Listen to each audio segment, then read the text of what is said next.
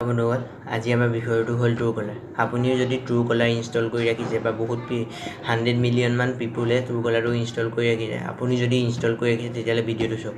Truecaller হ'ল এনেকুৱা এটা এপ যিটোৱে আননোন নম্বৰ নাম কয়, মানে আপোনালৈ কিবা এটা ফোন আহিলে ফোনটো যোনটো আপোনাৰ নম্বৰটো ছেভ কৰি থোৱা নাই, কোনে ফোন কৰিছে আপোনাৰ নাম কয়। যদি তেওঁ এই ট্ৰুকলাৰটো এপটো ইনষ্টল কৰি আহে, যদি আপুনি এইটো এপ ইনষ্টল কৰি ৰাখিছে তেতিয়াহ'লে আপুনি কাৰ লগত কথা পাতিছে, কাৰ লগত চাট কৰিছে বা কাৰ লগত আপুনি মেছেজ কৰিছে বা কি আপোনালৈ কি কাৰ পৰা ফোন আহিছে, আপোনাৰ ফোন ৰেকৰ্ডিং, আপোনাৰ গেলেৰী ফটো আদি পৰ্যন্ত লিক হৈ যাব পাৰে।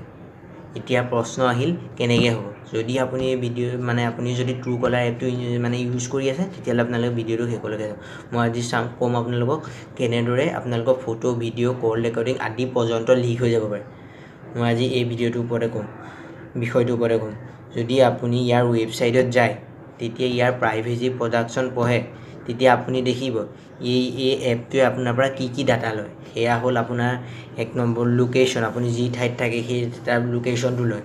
আপোনাৰ ডিভাইচ আইডি, আপোনাৰ চিম কাৰ্ডখন কিমান ইউজ হৈছে, আপোনাৰ ফোনত কি এপ ইনষ্টল হৈ আছে, মানে আপোনাৰ ফোনত কি এপ বৰ্তমান আছে, আপোনাৰ এড্ৰেছ, আপুনি কি ঠাইত থাকে বা আপোনাৰ লোকেশ্যন, আৰু আপোনাৰ ফোনলৈ মানে ইনকমিং আৰু আউটগয়িং কল, আপোনাৰ ফোনলৈ কি ক'ৰ পৰা ফোন আহিছে বা আপুনি কাৰ ফোন কৰিছে, আৰু আপোনাৰ মেছেজ পৰ্যন্ত সিহঁতি ডাটাটো আপোনাৰ ভাগৰ লয়। আৰু আপুনি কেনেকৈ ল'ব আপুনি গমেই নাপাব। যদি আপুনি এই এপটো প্লে' ষ্ট'ৰৰ পৰা ডাউনলোড কৰে, ইয়াৰ পৰা 100 মিলিয়ন মান ডাউনলোড কৰি ইনষ্টল কৰে, তেতিয়া আপুনি টাইমটো বচাবৰ বাবে আপোনালোকে ক্লিক কৰি যায়।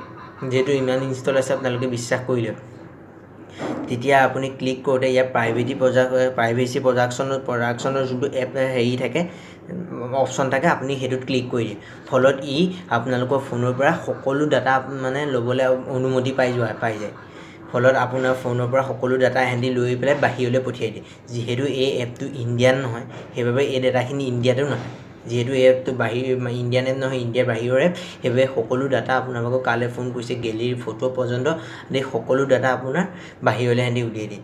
সেইবাবে এনেদৰে আপোনালোকৰ ভিডিঅ' বা ফটো বা আপোনাক কালৈ ফোন কৰিছে, আপোনাৰ কল ৰেকৰ্ডিং পৰ্যন্ত আপোনাৰ লিক হৈ যাব। বন্ধুসকল, ভিডিঅ'টো কেনেকুৱা লাগিল? যদি ভিডিঅ'টো ভাল লাগিল চেনেলটো ছাবস্ক্ৰাইব কৰক, ভিডিঅ'টো লাইক কৰক আৰু শ্বেয়াৰ কৰক। Thank U.